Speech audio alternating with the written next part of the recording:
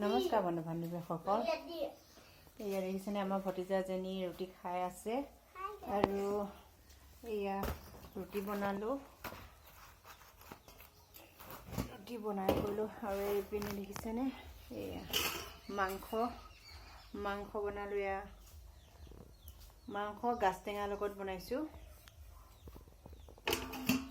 আৰু এইপিনে আকৌ আমাৰ ল'ৰাই কান্দি আছে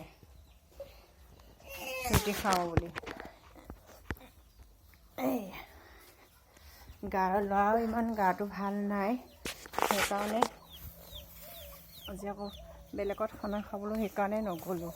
ঘৰতে মাংস আনি দিলে, কৈছে যি ইচ্ছা তাকে বনাই খা, সেইটো কাৰণে বেলেগত যাব নালাগে। ল'ৰা অসুখ যেতিয়া মনটো বেয়া লাগি আছে, বাকী সকলোবোৰে গৈছে, মইহে যাব নাপালোঁ। আৰু আজি দেখিছেনে আমাৰ এই চৰাইজনী পোৱালি উলিয়াইছে আৰু তাকে চাই আছোঁ।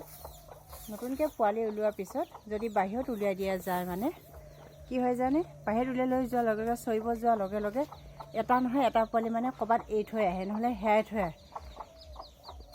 থৈ আহে, তাৰপিছত আকৌ বিচাৰি ফুৰিব লাগে। সেইটো কাৰণে চৰাইজনী যেনি যায় মানে তেনি পিছে পিছে মানে ফুৰিব লগা হৈছে।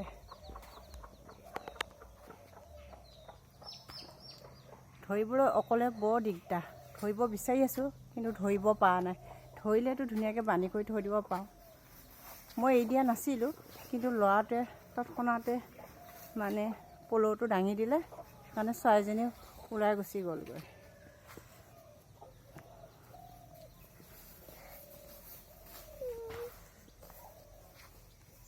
নতুন বছৰ সকলো বন্ধু বান্ধৱীলৈ শুভেচ্ছা জনালোঁ, যাতে নতুন বছৰটো সকলোৱে ভালে ভালে পাৰ হৈ যায়।